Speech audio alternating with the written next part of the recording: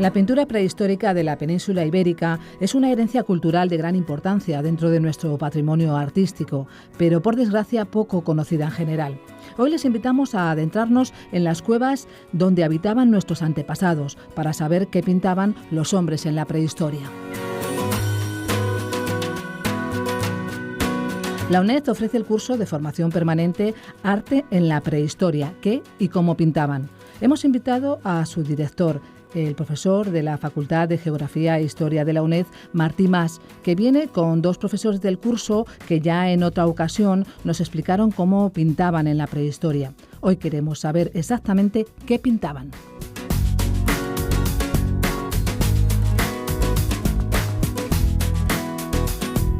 Bienvenidos a este segundo programa de nuestro curso de formación permanente. Si no primero hablamos de cómo pintaban en la prehistoria, en este vamos a hablar de qué pintaban en la prehistoria.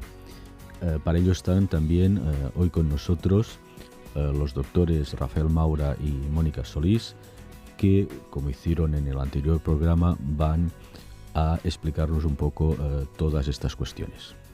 Pues sí, podemos empezar definiendo los tres estilos básicos que tenemos de arte rupestre en la península ibérica, que serían el arte paleolítico, el arte levantino y el arte esquemático. Cada uno de ellos pues tiene sus peculiaridades desde el punto de vista temático. Podríamos empezar... Sí, empezamos quizá por el arte paleolítico, ¿no? Empezamos por el arte paleolítico. Tradicionalmente se ha dividido el arte paleolítico en 4 temas, que sería el tema de las representaciones de la fauna, lo que llamamos zoomorfos, representaciones del ser humano, que llamamos antropomorfos, representaciones de manos y una denominación general que tenemos para todas estas representaciones de carácter abstracto, que le llamamos signos. Los zoomorfos, representaciones de animales, tienen 4 representaciones de zoomorfos básicas, que serían las representaciones de ciervos, que llamamos cérvidos, representaciones de caballos, a los que llamamos équidos, representaciones de toros, que llamamos bóvidos. Aquí entrarían, por ejemplo, el uro, que sería el toro que había en la antigüedad, y también los bisontes, también se consideran bóvidos.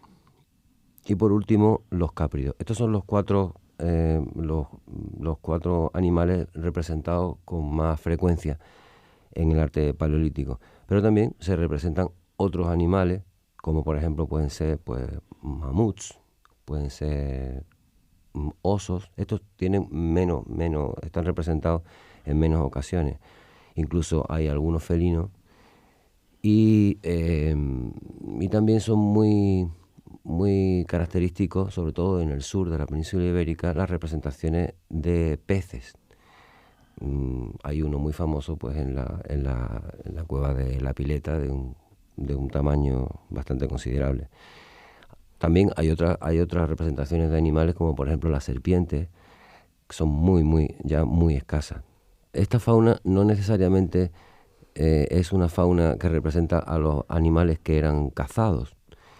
De hecho, el registro arqueológico nos dice que no son todos los animales que están representados los animales que están cazados, puesto que los restos arqueológicos que tenemos no nos indican eso exactamente.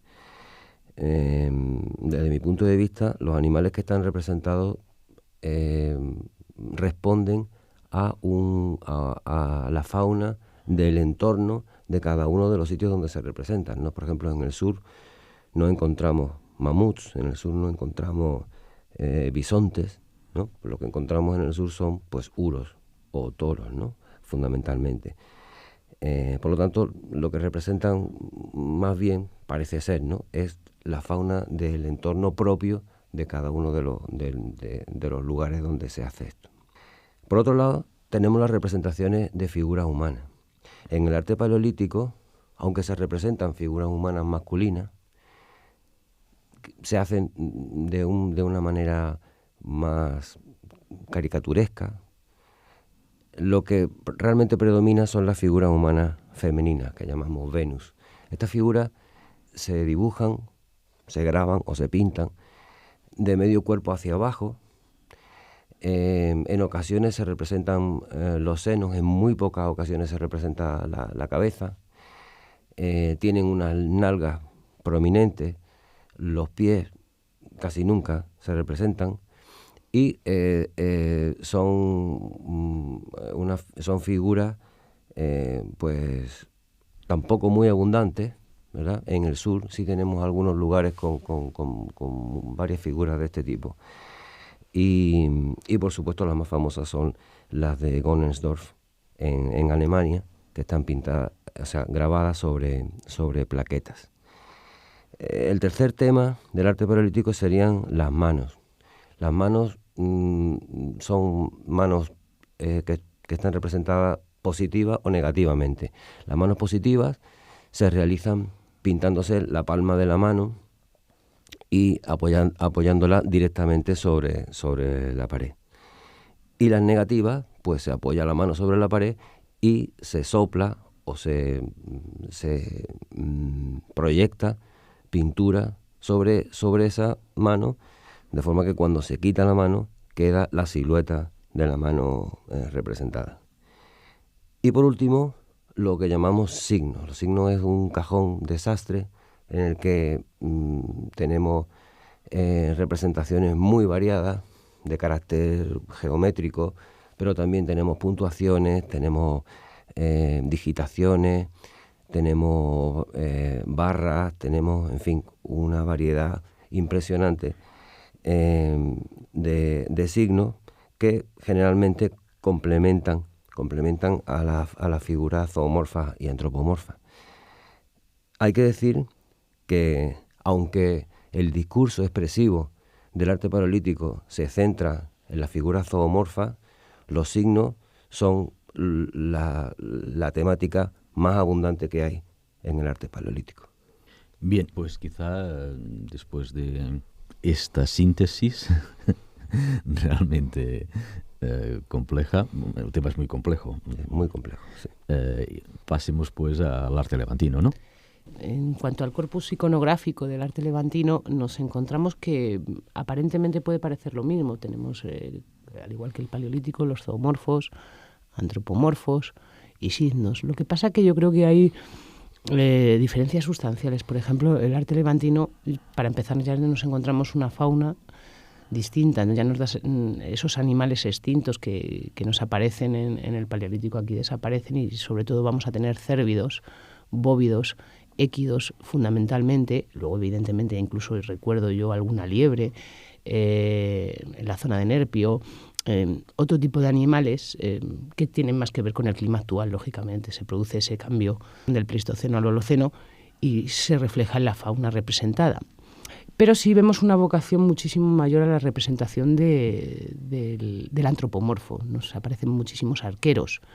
Y hay una vocación muy narrativa en el arte levantino. Es decir, aparte de tener representaciones zoomorfas y antropomorfas, muchas veces estas representaciones están en clara relación. Tenemos claras escenas cinegéticas, es decir, de caza. Tenemos también escenas de recolección, escenas de lo que parece que son danzas. Y también, por supuesto, la figura antropomorfa tenemos mucho más representada que en el arte paleolítico. La figura masculina es mucho más representativa aquí, y también mujeres, que además, curiosamente, hay una vocación en que suelen aparecer en parejas estas mujeres y determinadas danzas. Es curioso porque también en el arte levantino, aunque en muy rara ocasión, aparece la representación del mundo vegetal, que es bastante poco común en el arte prehistórico. Pero en el levantino, incluso también lo veremos en el esquemático, pues hay arboriformes, ramiformes, y en el caso del arte levantino es muy curioso. La representatividad de las figuras vegetales en el arte prehistórico, que aparece en rara ocasión, suele tener un carácter bastante narrativo. Es decir, la escena del vareo, en la sarga, donde aparecen un antropomorfo que se ha interpretado como un vareo de lo que podrían ser unos olivos. Y en el caso, por ejemplo, en otras cuevas suele tener que ver con una representación del entorno también, pero aparece en muy poquitas ocasiones. Los signos, sin embargo, en el arte levantino no son tan representativos. Nos hemos encontrado algunas veces combinaciones de elementos que no se podría afirmar si realmente son signos o es que la figura ha quedado tan deteriorada que en origen fue un elemento figurativo. Pero es curioso, en esa vocación narrativa que tiene este arte levantino, la poca aparición de los signos, porque sin embargo cuando ya pasamos a lo que llamamos arte esquemático, los signos suelen tener una preponderancia bastante importante en lo que es la iconografía de este arte esquemático. Ya sabemos que el arte levantino se caracteriza por ser figuras muy estilizadas. Evidentemente es un ciclo muy largo y se van viendo ciertas variabilidades de estilo, pero yo lo definiría ese carácter narrativo de que parece que nos quieren contar algo y que probablemente las líneas de interpretación tienen que ir por este lado. Sí, pues pasamos quizá también ahora al arte esquemático, que como has comentado, abundan los signos tanto hasta el punto de que ya dejamos de hablar de signos. O sea, que hablamos de abstracciones, de figuras esquemáticas, etcétera. Quizá que también hagamos un breve repaso en este sentido, ¿no? El arte esquemático se produce un cambio completamente radical en cuanto a lo que sería el discurso expresivo, o sea, la temática en la que se centra el discurso expresivo, porque es una transición, ¿verdad?, desde la centralidad de los zoomorfos, que pasa a una centralidad de los antropomorfos, que ya empieza a verse en el arte levantino. Incluso como las formas del arte esquemático son sumamente abreviadas, pues nosotros entendemos que hay una serie de elementos que podemos asociar con antropomorfos. Entonces hay una variedad tipológica de antropomorfos enorme, ¿no? O sea, le llamamos pues ancoriformes cuando tienen forma de ancla, le llamamos cruciforme cuando tienen forma de cruz, en fin, hay una variedad amplísima de antropomorfos. Por otro lado, hay una serie de signos o de elementos abstractos también muy característicos, como pueden ser los pestiniformes, forma de peine, los arboriformes o ramiformes, forma de árbol o forma de rama, cuadrangulares, en fin, también hay una variedad amplísima, llegando incluso a elementos que combinan otros, o sea, son combinaciones de elementos como pueden ser, por ejemplo, los oculados, cuyo significado pues se nos escapa en muchos momentos, ¿no?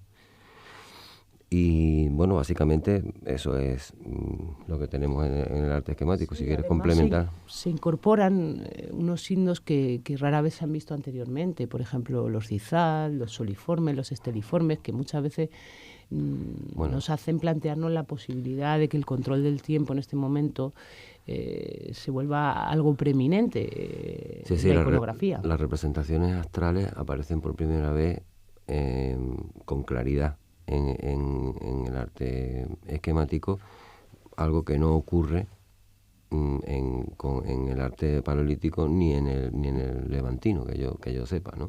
O sea, no tenemos representaciones astrales claras. Sin embargo, soliforme y esteliforme en el arte esquemático yo creo que son bastante evidentes, ¿no? Evidente de que es una sociedad que de alguna manera empieza a mirar al cielo, empieza a tener un control también del tiempo y un control del espacio, ¿no? Son sociedades ya totalmente sedentarias, algo que no ocurre con los artes anteriores que son de cazadores, probablemente, si no nómadas, pues sí con un nomadismo restringido, probablemente entre la costa y el interior, como se ha estudiado en el norte, en la zona cantábrica, y en el sur también, concretamente en la provincia de Málaga, se han propuesto estas teorías. Además, yo añadiría que, como bien has apuntado antes, el arte esquemático, yo creo que se nota muchísimo el cambio de mentalidad, no solo en la forma de representar, que como bien has dicho es muy abreviada, sino también esa basculación de la importancia del antropomorfo frente al zoomorfo, que generalmente en el arte paleolítico es incuestionable. En el arte levantino, yo creo que las fases más antiguas, predomina el zoomorfo, se va incorporando el antropomorfo, que generalmente tiene que ver en acciones de caza, incluso de enfrentamiento entre arqueros, y sin embargo, luego ya en las fases finales empieza a haber más antropomorfos. Pero en el esquemático vemos un claro descenso de los zoomorfos, que además son abreviadísimos, y cada vez dentro de la temática que llamamos figurativa, porque pensamos que la podemos interpretar y asimilar con un elemento real, ganan por goleada, si me permitís la expresión, los antropomorfos, cada vez más esquematizados. Y el zoomorfo, yo recuerdo cuando veo los abrigos que ha estudiado Rafael en Málaga, si no recuerdo mal, no tienes ningún zoomorfo. En Málaga, con claridad, no he detectado ninguno, no. Es decir, sí aparecen los zoomorfos, pero desde luego si tuviéramos que cuantificar de una manera cuantitativa un listado, realmente todo aquello que podemos llegar a interpretar como antropomorfo frente a la temática zoomorfa es exponencial, es decir, como una especie de cambio cultural realmente tremendo frente al levantino, en el que hay una visión, yo creo que desde mi punto de vista, más antropocéntrica del mundo, y donde probablemente sea por estos usos productivos del hombre, que no depende tanto de ese entorno natural, quizás, no sé. Hemos hablado hasta ahora de formas, ¿no? Más o menos naturalistas, más o menos esquemáticas, que nosotros llamamos de tendencia naturalista, tendencia esquemática. Podríamos hablar quizá también un poco de interpretación. ¿Qué os parece? Bueno, la interpretación del arte rupestre en general, sobre todo del arte paleolítico, que es donde más se han centrado las interpretaciones, han variado sustancialmente a lo largo del tiempo. Al principio, cuando se empezaron a descubrir las primeras localizaciones con arte paleolítico, bueno, ahora está muy de actualidad este tema por la película de Altamira, ¿no? Pues lo primero que se piensa es que responde a una motivación de carácter estético. Es lo que se llamaba el arte por el arte. Es decir, bueno, yo pues estoy aquí y de pronto pues se me ocurre y me pongo a pintar y me queda muy bonito. Pero rápidamente se hacen otro tipo de valoraciones, ¿no? Y la que más ha permanecido en el tiempo es la de finales del siglo XIX, principios del siglo XX, que es lo que se llama la magia simpática, que tiene que ver o sea, el arte sería un acto propiciatorio para la caza.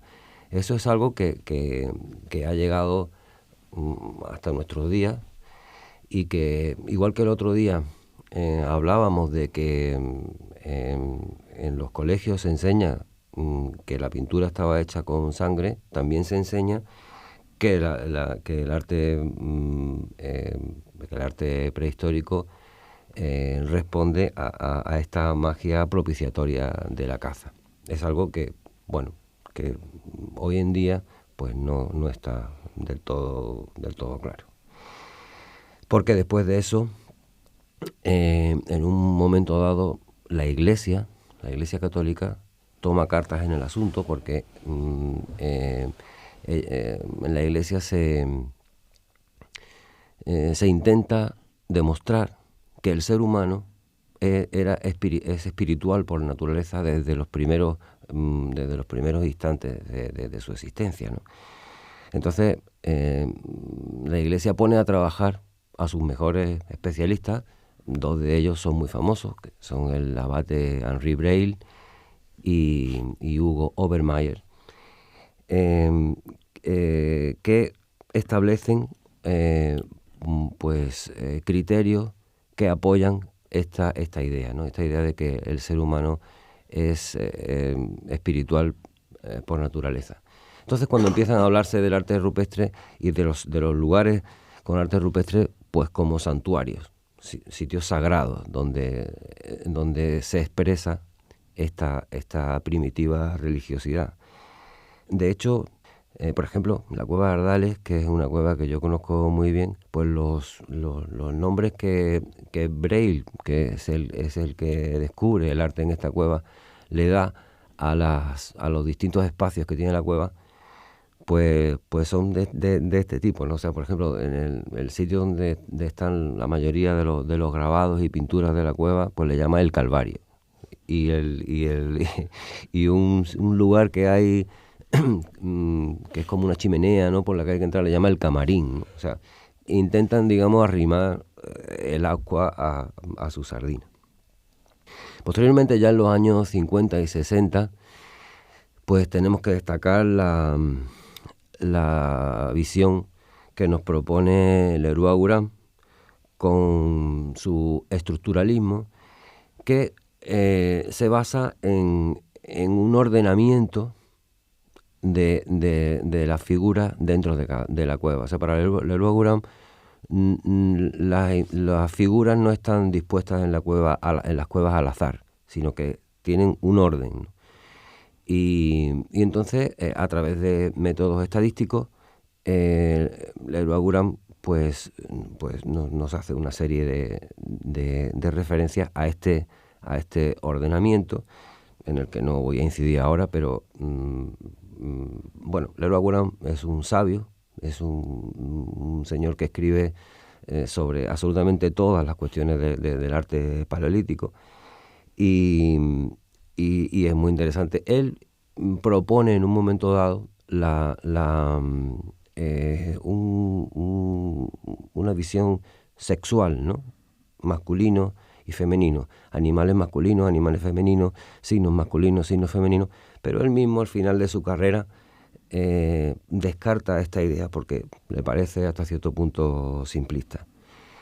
Y la última gran teoría interpretativa, que en realidad es muy antigua, porque de esto ya se hablaba, me recuerdo a Salomón Reinach, etcétera, ¿no?, de finales del siglo XIX, principios del XX, es el chamanismo, que interpreta que el arte, sobre todo el arte paleolítico, es obra de chamanes en estado de trance. También esta es la teoría que se ha impuesto últimamente, pero bueno, tiene tantos defensores como detractores. Es que el problema quizás estriba en que no existe una piedra roseta como para los jeroglíficos egipcios. Es decir, nos movemos en el terreno de las interpretaciones y no tenemos la apoyatura de la escritura. Por eso es arte prehistórico. Aunque ya sabes que el arte esquemático se consideró durante un tiempo, sobre todo por parte de Carrasco Rus, creo que era sí, como una especie de protoescritura. Como una protoescritura, ¿no? Una protoescritura. Sí, pero lo que nosotros nos toca hacer es, a través de los datos empíricos, como por ejemplo cuando hablabas de arte por arte, en el fondo se ha descartado porque generalmente el arte suele estar en lugares bastante inaccesibles, no suele estar en los lugares de habitación, si no me confundo. En el caso del arte paleolítico, los que conocemos el arte esquemático y el levantino sabemos que muchas veces para llegar a los abrigos hay que hacer, hay algunos que sí son accesibles, pero otros realmente cuesta llegar a ellos. Por otra parte, el tema de la famosa magia simpática cazadora, pues al revisar el registro arqueológico, ¿qué pasaba? Que resulta que la fauna representada no se correspondía con la fauna que se consumía. Es decir, entonces, saber qué se estaba representando exactamente, con qué, no, saber sí, pero ¿para qué? Es complicado. Por ejemplo, a Martí le encanta hablar de transmisión de información independientemente de si tiene un sentido simbólico o no. Sí, bien, bueno, aquí dos cosas. Al hablar de protoescritura, es una idea que siempre desde el principio ha estado latente y la recoge Pilar Acosta en su famosa síntesis sobre la pintura rupestre esquemática, pero ella misma en sus posteriores conferencias decía que todo esto era muy relativo y o sea, la idea era que este arte hubiera desembocado en la escritura, pero bueno, ella misma luego decía que no estaba muy convencida, etcétera, etcétera. Y lo que estábamos comentando de transmisión de la información, pues sí, por ejemplo, esto en el caso de la cual bajo las figuras es evidente. Lo que pasa es que aquí no estamos en un arte levantino propiamente dicho, ni esquemático propiamente dicho. Nosotros creemos que es un arte bipaleolítico en el cual también predomina la figura zoomorfa. Yo a veces pienso que los cazadores-recolectores acudían a ciertos lugares en donde se reunían periódicamente cada año, generalmente en primavera, verano, en donde se intercambiaba y transmitía información, se intercambiaban parejas, etcétera, etcétera, y tenían muchas cosas que decirse, y encontramos representaciones narrativas, como has dicho, en relación al arte levantino. Mientras que los productores ya se veían cada día y no tenían tantas cosas que decirse, por lo que pintaban un puntito, una rayita, y ya todo el mundo sabía qué quería decir este puntito y esta rayita. Yo, desde luego, estoy totalmente de acuerdo con eso. Y no solo eso, sino que pienso que el propio hecho de plasmar de una forma indeleble sobre roca pues una serie de ideas, pues tiene que ver también con un concepto de transmisión intergeneracional, o sea, de que eso se quede ahí plasmado y que siga transmitiéndose de generación en generación, ¿no? Bien, podríamos estar hablando horas y horas, pero tenemos que finalizar el programa. Muchas gracias, Rafa, muchas gracias, Mónica. A ti. Y bien, nos encontramos el próximo año ya, el próximo curso. Muchas gracias a todos. Adiós. Hasta luego.